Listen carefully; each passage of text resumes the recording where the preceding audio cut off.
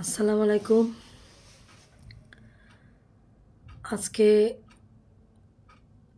বুয়েটের ছাত্র আবরার কথা অনেক বেশি মনে পড়ছে। যেদিন আবরারকে মারা হলো, মানুষ কত নিষ্ঠুর, কত পশু হলে মানুষ এই ধরনের কাজ করতে পারে, এই ধরনের কাজ করতে পারে। আর আজকে আরেকজন হাদি, মানে বলার কোনো ভাষা নেই। আসলে আমাদের বলার কোনো ভাষা নেই। মানুষ এখন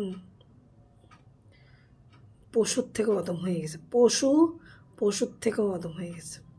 পশুর থেকেও খারাপ হয়ে গেছে। পশুর থেকেও খারাপ হয়ে গেছে। এই ধরনের ঘটনা আমরা আর দেখতে চাই না। আমরা কেউ দেখতে চাই না, কেউই না।